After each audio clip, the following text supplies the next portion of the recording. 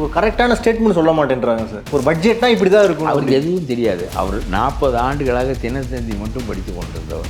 Dinathanthi cinema பத்திரிகை என்பதற்காக படித்தவர். அவர் ரெட்டை அர்த்தத்தில் சொன்னாலும் சரி, ஒற்றை அர்த்தத்தில் சொன்னாலும் சரி, 10 அர்த்தத்தில் சொன்னாலும் சரி, வாயால் பேசுவதெல்லாம் கிரிமினல் குற்றங்கள் ஆகாது. நான் பைலபிள் செக்ஷனில் உதயநிதியை கைது செய்ய வேண்டிய கட்டாயம். இவ்வளவு கேவலமாக அதிகாரத்தின் தன்மை புரியாமல் அதிகாரத்தை செலுத்தி அசிங்கப்பட்டு நிற்கிறாயே. மாமன் சீரை நிறுத்து, அண்ணன் சீரை நிறுத்து, இந்த சிங்கப்பன் படையை கலை, அந்த பணம் 3000 கோடி வரும். இதை முதலில் இந்த குண்டாறு வைகையாறு திட்டத்தை விரிவு செய். 600 மதிப்பெண் எடுத்தவன் நீட்டில், அவனிடம் பணம் இல்லை என்றால் அவனுக்கு இடம் கிடைக்காது. இதுதான் இந்த நீட்டில் உள்ள ஊழல். இதை ஒழுங்குபடுத்த உன்னால் முடியாது. Holidays-nale, adu namma GT Holidays da. South India's #1 travel brand. Chennai's most trusted Rani Vayyamai Hostel at Egmore. Admissions open. Super Sunday vandachi. Super Sunday Giriyasin Super Sunday. Giriyasin Super Sunday sale. நான் ஒரு முறை கண்ணகியினுடைய சிலையை ஜெயலலிதா எடுத்ததற்கு நான் பெரிதும் நொந்தேன். எதற்காக கண்ணகியினுடைய சிலையை எடுக்க வேண்டும்? கண்ணகி 2000 ஆண்டு மக்களுக்கு வழிகாட்டக்கூடிய ஒரு பெண்.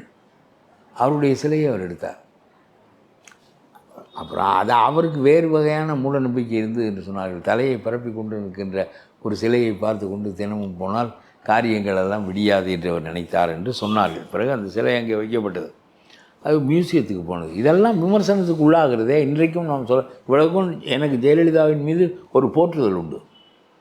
அவர் நல்ல திறமையான ஆண்களுக்கு மேலான ஆட்சியாளர். அவர் எதையும் நினைத்தால் செய்வார். டிஆர் பாலுவை கைது செய்தபோது அவர் யார் என்று நாட்டுக்கு விளங்கியது. இல்லை, அவரை குறைவான பெண் என்பது என்னுடைய கருத்தல்ல. ஆனால் நீங்கள் செய்கின்ற செயல்கள், உங்களுடைய கட்சிக்காரன் வேண்டுமானால் அதை பேசாமல் இருப்பானே தவிர வரலாற்றில் அது அப்படியே அழுந்த படிந்து. கண்டிப்பாக சார். சார், இப்போ முந்தானேத்து இது நடந்திருக்கு, சட்டசபை நடந்திருக்கு, பட்ஜெட் கூட்டத்தொடர். அதுக்கு முன்னாடி நாள் தான் உதயநிதி அவர்கள் கைது செய்யப்பட்டிருக்காரு. இந்த ஒரு நாளில் பெயில் கொடுத்து எப்படியுமே தாவேக்கு அதிகாரத்தை பயன்படுத்த தெரியவில்லை என்பதற்காகத்தான் ஜெயலலிதா மத்திய மந்திரி டிஆர் பாலுவை கைது செய்ததை சொன்னேன். ஒரு நீதிபதி 12 மணி வரையிலும் பொறு என்று சொன்னால் அதற்குள் நீ கைது செய்தால் பிறகு அவர் விடுதலை செய்வாரா மாட்டாரா? நீ போய் அங்கே உட்கார்ந்து கொண்டு அவர் வீட்டில் தொங்கி கொண்டு எந்திரிச்சு வாருங்கள், வேனில் ஏறுங்கள் என்று கெஞ்சுகிறாய். ஒரு கைதியை நடத்துகின்றது. ரெண்டாவது, அவர் ரெட்டை அர்த்தத்தில் சொன்னாலும் சரி, ஒத்தை அர்த்தத்தில் சொன்னாலும் சரி, 10 அர்த்தத்தில் சொன்னாலும் சரி, வாயால் பேசுவதெல்லாம் கிரிமினல் குற்றங்கள் ஆகாது. ஒருவனை அடித்தான், இரத்த காயம் உண்டு பண்ணினான், ஒருவன் வீட்டில் திருடினான், ஒருவனுடைய சொத்தை எடுத்துக்கொண்டான், பழனி சொத்தை களவாடி விட்டான் என்பதெல்லாம் குற்றவியல் சட்டங்களுக்கு உட்படுகின்றவை. இவையெல்லாம் குற்றங்கள். வாயால் பேசுவதில் தவறி பேசினாலோ அல்லது இரட்டை அர்த்தத்தில் பேசினாலோ இவையெல்லாம் ஒரு அபராதத்திற்குரிய சாதாரணமான குற்றங்களை தவிர நான் பைலபிள் செக்ஷனில் உதயநிதியை கைது செய்ய வேண்டிய கட்டாயம் என்ன? இதில் என்ன இருக்கிறது நான் பைலபிள் செக்ஷனுக்கு என்று கேட்கிறேன் நான்.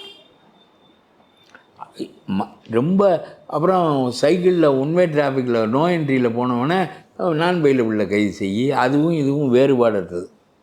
சைக்கிளில் நோ என்ட்ரி போட்டிருக்கான்ல தெருவில், அதில் ஒருத்தன் போயிட்டான், அவனுக்கு ஒரு 50 ரூபா அபராதம் போடு.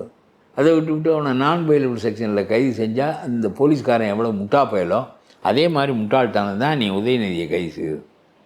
இது என்ன? இது அபியூசிங் வேறு, ஒருத்தரை துன்புறுத்தல் வேறு, ஒருவருடைய சொத்தை களவாடுதல் வேறு, ஒருவரை இரத்த காயம் ஏற்படுத்துவது வேறு. என்ன எல்லாத்தையும் ஒன்றாக்குவாயா நீ? இவ்வளவு கேவலமாக அதிகாரத்தின் தன்மை புரியாமல் அதிகாரத்தை செலுத்தி அசிங்கப்பட்டு நிற்கிறாயே. கோர்ட் உன்னை கரியை பூசிவிட்டதே. உனக்கு எது அதிகாரம் என்றே தெரியவில்லையே. அதிகாரமும் தெரியவில்லை, ஆட்சி முறையும் தெரியவில்லை. சும்மா அண்ணன் சீர் மாமன் சீர் என்றே வாழ்க்கையை ஓட்டி விடலாம் என்று நினைத்தால் ரொம்ப காலத்துக்கு கூடாது. நான் சொல்கிறேன், நீ எப்பொழுதெல்லாம் ஊழல் இல்லை என்று சொன்னாயோ எல்லாவற்றினுடைய வருமானம் 2 மடங்கு ஆகிவிடும். உன்னுடைய செலவுகள் இனிமேல் குறையும்.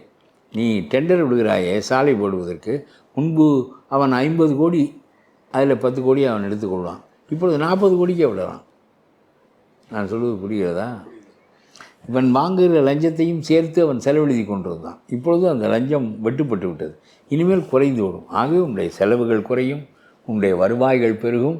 இதற்கு 2 ஆண்டு ஆகும் நாங்கள் சீர் செய்வதற்கு என்று சொல்வது முட்டாள்தனம்.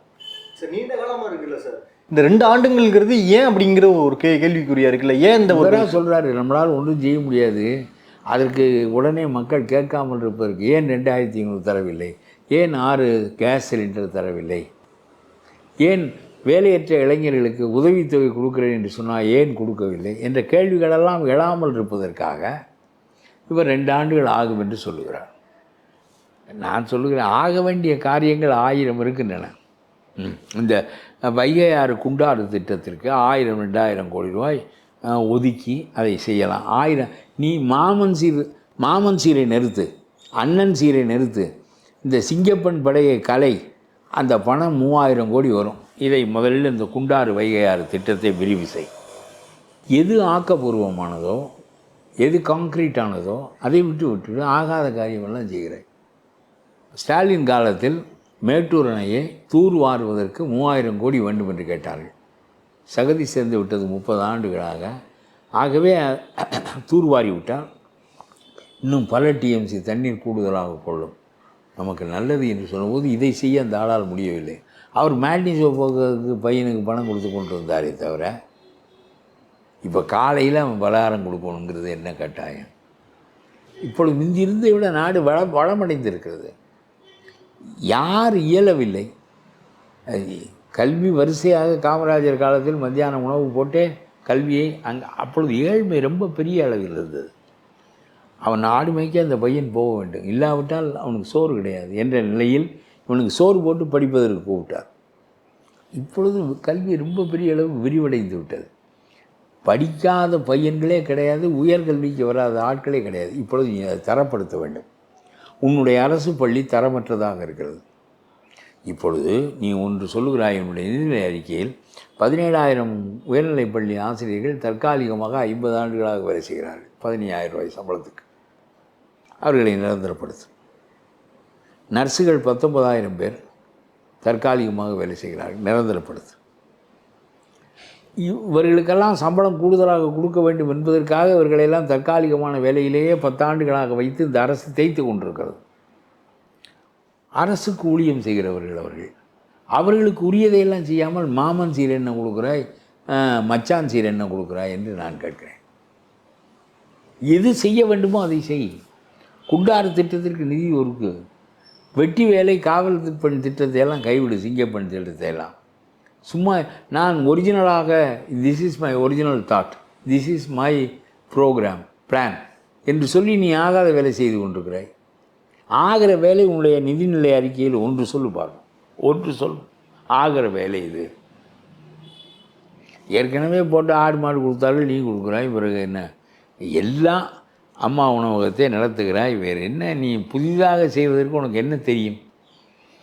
டு எண்டு பாவர்ட்டி என்று சரண் சிங் சிந்திக்கிறார். அது மாதிரி உனக்கு சிந்திக்க தெரியுமா? ஆலுவாலியாவை கூட்டி வந்து வருமானத்தை பெருக்குவதற்கு முயலுகிறீர்கள். நான் சொல்லுகிறேன், இப்பொழுது ஊழல் நின்று விட்டாலே 2 மடங்கு ஆகிவிடும் வருமானம். ஊழல் நின்று விட்டாலே 1 மடங்கு இந்த குடும்பங்களுக்கு போனது. ஸ்டாலினிலிருந்து கன்னியாகுமரியில் உள்ள கடைசி எம்எல்ஏ வரையிலும் அடித்ததில் 1 மடங்கு பணம் வெளியேறியது. இப்பொழுது அந்த பணம் உள்ளே இருக்கும். ஆளுவாலியாக வைத்து திட்டம் போடுவது என்ன? இப்போ திட்டம் போடுவதற்கு இருக்குது. ஜிஎஸ்டியில் பாதி பணம் வருகிறது, பத்திரப்பதிவில் வருகிறது, மதுவில் வருகிறது, பெட்ரோலில் வருகிறது. என்ன உனக்கு வருவதற்கு ஒரு 5-6 திட்டங்கள் இருக்கின்றன. வேறு என்ன இப்போ புதிதாக? ஆலுவாலியா வாஸ் அ கிரேட் எக்கானமிஸ்ட். அவர் தான் வந்து மன்மோகன் சிங்கோடு சேர்ந்து கொண்டு லிபரலைசேஷன் இந்த நாட்டில் அறிவிக்கப்பட்ட போது அதை இந்தியா முழுவதும் கொண்டு செலுத்தியவர் ஆலுவாலியா. ஆலுவாலியா வாஸ் அ கிரேட் எக்கானமிஸ்ட். அவர் தலைமையில் ஒரு கமிட்டி போடுறார். சரி, இதை ஸ்டாலின் செஞ்சார் முதல்ல. அவர் ஒரு 5-6 நோபல் பரிசு பெற்ற எக்கானமிஸ்டுகள் எல்லாம் கொண்டு வந்து அவர் ஒரு குழு அமைத்தார். பிறகு அவங்களுக்கு சம்பளம் கொடுக்கலையோ என்னமோ தெரியலை, அவங்க ஓடி போயிட்டாங்க. அவங்க ஒரு திட்டமும் கொடுத்தா தெரியல. இப்போ இவர் என்ன பண்ண போகிறாரு, அவங்க ஓட போகிறாங்களா இருக்க போகிறாங்களாங்கிறத அப்புறம் பார்ப்போம். ஒன்றும் ஒரு இடமும் இல்லை. ஒரு நிதிநிலை அறிக்கையில் சத்து இல்லை, ஆளுகின்ற முறையில் சத்து இல்லை, அதிகாரத்தை சரியாக பயன்படுத்த தெரியலை. ஒரு கரெக்டான ஸ்டேட்மெண்ட் சொல்ல மாட்டேன்றாங்க சார். ஒரு பட்ஜெட்னா இப்படி தான் இருக்கும். அவருக்கு எதுவும் தெரியாது. அவர் 40 ஆண்டுகளாக தினத்தந்தி மட்டும் படித்து கொண்டிருந்தவர். தினத்தந்தி சினிமா பத்திரிகை என்பதற்காக படித்தவர். வேறு எதுவும் அவருக்கு நாட்டினுடைய வரலாறு தெரியாது. புத்தகங்கள் படித்தவர் இல்லை, பொது அறிவை பெருக்கி கொண்டவர் இல்லை. அவர் எதுவும் தெரியாது. இல்லைன்னா ஒரு இப்போ இவர் இவருடைய கொலை வழக்கை பற்றி பேசியது எப்படி பரவுனுச்சு நீ கைது பண்ணதுனால. இல்லாவிட்டால் அது அப்படியே போயிருக்கும். அந்த ஊரில் கேட்டானே அவன் மட்டும் 10 பேர் கேட்டிருப்பான், அதோடு முடிஞ்சிருக்கும். இப்போ நீ பண்ண வேலையின் மூலம் அவர் போய் கைது செய்து அசிங்கப்பட்டு அவர் கோர்ட்டு விடுதலை செய்து உனக்கு அதிகாரத்தையும் சரியாக நான் சொல்லுவேன், தப்பாக பயன்படுத்தக்கூடாது. நீ இவர்களெல்லாம் உள்ளே வைக்கப்பட வேண்டியவர்களா என்றால் வைக்கப்பட வேண்டியவர்கள். இவர்கள் செய்த ஊழலுக்காக கொண்டு போய் உள்ளே வை. சரியான தடயங்கள் இருக்கிற போது அதை செய்வதை விட்டு இவரை போய் குல விளக்கை பேசிவிட்டார் என்பதற்காக நீ கைது செய்தால் உனக்கு ஆள தெரியவில்லை என்று போல். ரெண்டாவது, இந்த நீட்டை பற்றி பேசுகிறாய். +2 தேர்வில் வெற்றி பெற்றவர்களெல்லாம் மருத்துவக் கல்லூரிக்கு நேரடியாக போக வேண்டும். நான்லாம் ஒப்புக்கொள்கிறேன். ஆற்காடு வீராசாமி இதை வச்சு தான் அரித்தார். பெரிய வேலை வச்சுருந்தார் மருத்துவக் கல்லூரி மாணவர்களுக்கு. அதாவது எவன்லாம் காசு கொடுக்குறானோ அவன் தான் மருத்துவக் கல்லூரியில் சேருவதற்கு +2 தேர்விலேயே மதிப்பெண் எடுக்க முடியும். இவர்கள் கையில் தானே எல்லாம் இருந்தது. யாரெல்லாம் பணம் கொடுப்பது என்று முடிவு செய்தது. அப்போல்லாம் லட்சக்கணக்கில் இருந்தது, இப்பொழுது கோடிக்கணக்கில் இருக்கிறது. அவர்களுக்கெல்லாம் தேர்ச்சி பெற்று விடுவார். இந்த வேலை தான் செய்தார் கருணாநிதி, இந்த வேலை தான் செய்தார் ஆற்காடு வீராசாமி. சரி, இப்பொழுது நீ அதற்கு ஒரு விளக்கம் சொல்ல வேண்டும். 7.5 லட்சம் பேர் தேர்வு எழுதுகிறார்கள். 7.5 லட்சம் பேரும் நேரடியாக மருத்துவக் கல்லூரிக்கு வருவதென்றால் வடிகட்டுவதற்கு இன்னும் நெருக்கமான முறை என்ன? கூடுதல் மதிப்பெண். நான் சொல்லுகிறேன், 95 மதிப்பெண் எடுத்தவர்களெல்லாம் இதுக்கு விண்ணப்பிக்கலாம். 95 மதிப்பெண் ஏறத்தாழ 7.5 லட்சம் பேரில் 1 லட்சம் பேர் 2 லட்சம் பேர் எடுப்பான். அப்புறம் 98 மதிப்பெண் எடுத்தவனுக்கு தான் நெருக்கமாக என்று சொன்னால் 98 லட்சம் பேர் மதிப்பெண் எடுக்கிறவனே 50,000 பேர் இருப்பான். படிப்பினுடைய தரம் இப்பொழுது ரொம்ப பெரிதாக இருக்கு, தன்மை மாறிடுச்சு, போட்டி அதிகமாக இருக்குது. 98 மதிப்பெண் எடுக்கிறவனே ஒரு 50,000 பேர் இருப்பான். உனக்கு இடம் 10,000 பேருக்கு தான் இருக்குது. மீதம் உள்ளவனை எப்படி கழிப்பாய்? இப்பொழுது இந்த வடிகட்டுகிற முறை இறுக்கமடைந்து நீட்டில் போனதற்கு என்ன பெரிய காரணம் என்றால், தமிழ்நாட்டில் 7.5 லட்சம் பேரில் 1.5 லட்சம் பேர் தான் உள்ளே வர்றான் தேர்வு எழுதுவதற்கு. 1.5 லட்சம் பேரில் 60,000 65,000 பேர் தான் தேர்ச்சி அடைகிறான். 10,000 பேருக்கு தான் இடம் இருக்குது. 50,000 பேர் 3 ஆண்டு காலமாக படித்து விட்டு ராத்திரி பகலாக படித்து மண்டை உடைத்து கோச்சிங் சென்டர்களுக்கு பல லட்சம் ரூபாய் அழுது எல்லாம் செய்து விட்டு அவன் ரோட்டில் லோ என்று அலைகிறானே. எந்த இவர் இருக்கார், இந்த இவர் பேர் என்ன, பச்சைமுத்து உடையார், இவர் என்ன 3 கோடி வாங்காமல் மருத்துவக் கல்லூரியில் இடம் கொடுப்பாரா? அதனால எஸ்ஆர்எம் சொல்கிறேன், எஸ்ஆர்எம் சண்முகம் இவங்க எல்லாம் இந்த மருத்துவக் கல்லூரி ஆட்களெல்லாம் 200 மதிப்பெண் எடுத்தவன் 2 கோடி கொடுக்குறேன் என்றால் அவனுக்கு இடம் கிடைக்கும். 600 மதிப்பெண் எடுத்தவன் நீட்டில் அவனிடம் பணம் இல்லை என்றால் அவனுக்கு இடம் கிடைக்காது. இதுதான் இந்த நீட்டில் உள்ள ஊழல். இதை ஒழுங்குபடுத்த உன்னால் முடியாது. ஒழுங்குபடுத்த அவன் சொல்லுவான், நீனே மருத்துவக் கல்லூரி நடத்திக்கம்பேன். இவன் எங்கே நடத்துது? எத்தனை மருத்துவக் கல்லூரியை பெருக்கினாய்? நீட்டுக்கு மட்டும்தான் மறுபடியும் ஆற்காடு வீராசாமி மாதிரி மனிதர்களை வைத்து அரித்து கொள்ளலாம் என்று நினைக்கிறாயே தவிர எத்தனை மருத்துவ இடங்கள் பெருக்கப்பட்டன? 12,000 இடத்திற்கு மேலே இல்லை. நான் உனக்கு திட்டம் சொல்கிறேன், உனக்கு தெரியாது, நீ அரசியலை சிந்திச்சவன் இல்லை. நான் 25 வயதிலிருந்து அரசியலே வாழ்க்கையாக உள்ளவன். நான் சொல்லுகிறேன், நீட்டில் உள்ள 50,000 பேருக்கு இடம் கிடைக்கவில்லை, பணம் இல்லாததால். 200 மதிப்பெண் எடுத்தவனெல்லாம் பச்சைமுத்தோட இடம் வாங்கி விட்டான், சண்முகத்தில் இடம் வாங்கி விட்டான். சரியா? 600 மதிப்பெண் எடுத்தவனெல்லாம் ரோட்டில் தெரிகிறான். அரசாங்கத்துக்கு திட்டம் போடுகிற போது நிதிநிலை அறிக்கையில் என்ன செய்ய வேண்டும் என்றால், நீட்டில் இடம் பெற முடியாமல் வெற்றி பெற்று மருத்துவக் கல்லூரியில் இடம் கிடைக்காத 40,000 பேர் 50,000 பேருக்கு வங்கிகள் கடன் கொடுக்கும், அரசு அதற்கு உத்தரவாதம் கொடுக்கும். 5 ஆண்டுகள் கழித்து மருத்துவரான பிறகு அந்த கடனை திருப்ப செலுத்தலாம் என்று சொல்லி இவர்களை ஜெர்மனிக்கு அனுப்பு, இங்கிலாந்துக்கு அனுப்பு, அவர்களை சீனாவுக்கு அனுப்பு, உலக நாடுகள் பூராவுக்கு அனுப்பு, அதற்கு வேண்டிய கடனை வங்கியிலிருந்து வாங்கி கொடு. இந்த மாதிரி ஆக்கப்பூர்வமான திட்டத்தை நான் சொல்லுகிறேனே. நீ ஒரு முதல் மந்திரியாக இருக்கிறாய், உனக்கு ஒரு செக்ரட்டரியேட் இருக்கிறது, அப்புறம் செக்ரட்டரியேட்டில் இருக்கிறவனெல்லாம் விவரம் தெரிஞ்சவன் தான். ஆனால் நீ முட்டாள்களை வைத்து கொண்டு தான் நீ ஆட்சி நடத்துவாய். என்ன, நான் உனக்கு யோசனை சொல்லுகிறேன். 50,000 பேர் ஒவ்வொரு ஆண்டும் மருத்துவர்களாக வருவார்கள். ஊருக்கு 4 மருத்துவர்கள் வருவார்கள். அதனால் மருத்துவர் கையை பிடித்து பார்ப்பதற்கு 500 கேட்காமல் 50 ரூபாய் கேட்கின்ற காலம் வரும். நீ மருத்துவமனைகளை பெருக்கு. அதை விட்டு பொது மருத்துவமனையில் பிள்ளை பெறுகின்றவளுக்கு மோதிரம் கொடுக்குறேன் என்று சொல்லுகிறாய். அவ்வளவு பேரும் இந்த 1 கிராம் மோதிரத்திற்காக வந்தால் படுப்பதற்கு இடமில்லை. இங்கே நீ எந்த மருத்துவமனையை பெருக்கி வைத்திருக்கிறாய்? எந்த புதிய மருத்துவமனைகள் கட்டியிருக்கிறீர்கள்? 2 தான் ஒரு அரசாங்கம் செய்ய வேண்டும். சாலைகள் போன்ற பொதுப்படையான கட்டுமானங்களை பெருக்க வேண்டும். இது அதெல்லாம் ரொம்ப ஆக்கப்பூர்வமான கட்டுமான பணிகள் என்று சொல்வார்கள். அதுதான் பெரிய வேலை. அதுக்கு 20,000-30,000 கோடி தான் ஒதுக்குகிறார்கள். கல்வி முழுமையாக பொறுப்படுத்திக்கொள், மருத்துவமனை முழுமையாக பொறுப்படுத்திக்கொள். இந்த நாட்டிலே எந்த ஏழையாக இருந்தாலும் நீ 2 லட்ச ரூபா இன்சூரன்ஸ் வைத்திருக்கிறாய். எந்த அப்பல்லோ நாயாவது அல்லது வேறு நாயாவது 2 லட்ச ரூபாய்க்கு வைத்தியம் பார்க்குறானா? நான் கேட்கிறேன். மேற்கொண்டு இவன் 2 லட்சம் 3 லட்சம் கொடுக்க வேண்டும். நகையை விற்று அடமானம் வைத்து. எங்களுடைய மாவட்ட தலைவர் பாலகிருஷ்ணன் ஒரு மாரடைப்புக்காக உள்ளே போனார். 2 லட்சம் அரசாங்க பணம் கொடுத்தது, 5 லட்சம் அவர் கொடுத்தார். இதுக்கு நீ 2 லட்சம் கொடுக்குற? உன்னுடைய கடமை மருத்துவமனைகளை பெருக்கு. மாமன் சீரெல்லாம் அப்புறம் பார்க்கலாம். மருத்துவமனைகளை பெருக்கு. யாராக இருந்தாலும் அவர்களுக்கு வைத்தியம் அரசு பொறுப்பு என்ற நிலையை ஏற்படுத்து. மாமஞ்சீர், மச்சாஞ்சீர், அந்த சீர், இந்த சீர் இதெல்லாம் நிறுத்து. சிங்கப்பன் வேலையெல்லாம் நிறுத்து. சார், பொன்முடி கடைசியாக வந்து இன்றைக்கி வந்து பிடிவாரன் கொடுத்துருக்காங்க பொன்முடி அவர்களுக்கு. தொடர்ச்சியாக வந்து அனிதா ராதாகிருஷ்ணன், ஏவா வேலு, இப்போ கடைசியாக வந்து உதயநிதி, அதுக்கப்புறம் இன்றைக்கி வந்து பொன்முடி அவர்களுக்கு பிடிவாரன். தொடர்ச்சியாக வந்து தாவேக அரசு வந்து திமுக மேலே, முன்னாள் அமைச்சர்கள் மேலே என்ன சார் ஒரு காட்டம்? இல்லை, இவர்களெல்லாம் யோக்கியர்களா? இவர்களெல்லாம் ரொம்ப காலத்துக்கு முன்னாடி வைத்திருக்க வேண்டும். பிடிவாரன் இல்லை, எல்லாரையும் கொண்டு போய் புழலில் அடை. ஒரு மந்திரி யோக்கியன் திமுகவில். ஆட்சியை நீங்கள் இழந்தால் மட்டும் போதுமா?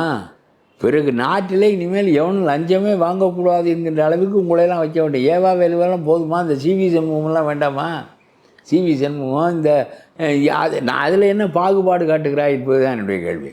நீ பொன்முடியே உள்ளவையே, ஏவா வேலுவோ உள்ளவையே, இவர்களெல்லாம் சும்மா சாதாரணமாக இருந்த நிலையிலிருந்து இன்றைக்கு அவர்கள், அது நம்ம சீமானே பென்ஸ் காரில் போகிறாரே. நாட்டில் அரசியல் என்பது எவ்வளவு வளமான ஒரு தொழில் ஆகிவிட்டது என்பதை பாருங்கள். எதிர்கட்சி தலைவராக இருந்தாலே பென்ஸ் காரில் போகலாம். அப்புறம் ஆளுங்கட்சியாக இருந்தால் அப்புறம் நாட்டையே வளைக்க வேண்டியதானே.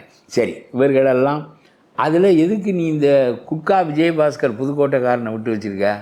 எதுக்கு அந்த கரூர் விஜயபாஸ்கரை விட்டு வச்சுருக்க? எதுக்கு வேலுமணியை விட்டு வச்சுருக்க? எதுக்கு சி சுப்பையா விட்டு வச்சுருக்க? இவர்களையும் பிடித்து உள்ளே வை. இவர்களெல்லாம் உனக்கு ஆதரவு தெரிவிக்கிற காரணத்தினாலே, பதவியை ராஜினாமா செய்கிற காரணத்தினாலே, விசர்ஜனத்தில் நீ நிற்பதற்கு உதவி செய்கின்ற காரணத்தினாலே இவர்களுடைய ஊழல்களெல்லாம் பொறுத்து கொள்ளப்படும், அவர்களுடைய ஊழல் மட்டும் தண்டிக்கப்படும் என்று சொல்லுகிற போது நீ உங்களுடைய ஆட்சித்தன்மையை இழந்து விடுகிறாய். புரியுதா? நன்றி sir. Holidays-nale, adu namma GT Holidays da. South India's #1 travel brand. Chennai's most trusted Rani Vayyamai Hostel at Egmore. Admissions open. Super Sunday வந்தாச்சு. Super Sunday Giriya's Super Sunday. Giriya's Super Sunday sale.